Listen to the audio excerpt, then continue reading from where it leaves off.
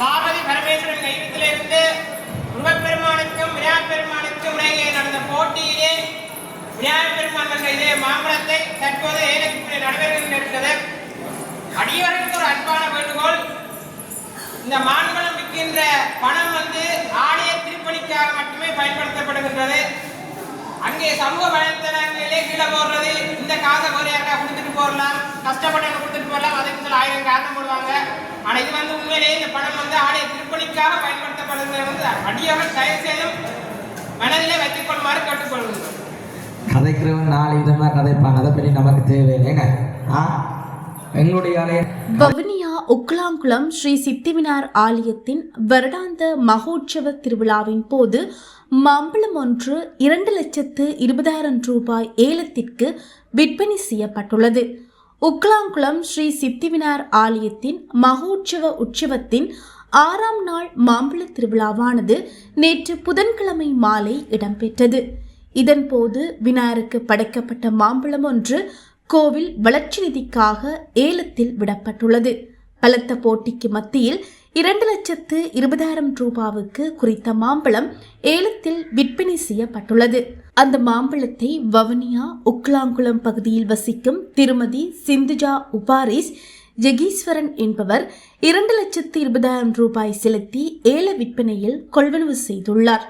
இதேவேளை கடந்த வருடமும் வவுனியா உக்லாங்குளம் பகுதியில் வசிக்கும் சிந்துஜா உபாரிஸ் ஜெகீஸ்வரன் என்பவரே 2,80,000 ரூபாய் செலுத்தி ஏல விற்பனையில் மாம்பழத்தை கொள்வனவு செய்தமை குறிப்பிடத்தக்கது. முதலாவது முறை 2,10,000 ரூபாய், முதலாவது முறை 2,10,000 ரூபாய், இரண்டாம் முறை 2,10,000 ரூபாய், இரண்டாம் முறை 2,10,000, 2,20,000 ரூபாய்,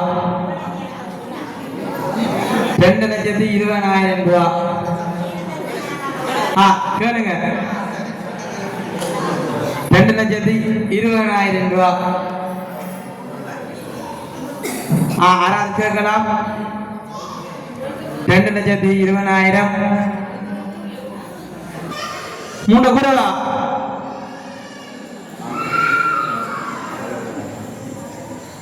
மூன்றாவது முறை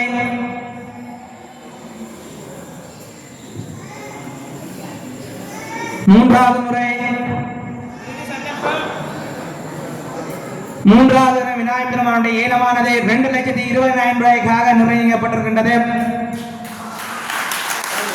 அந்த ஏலத்தை கூறிய உபயோகர்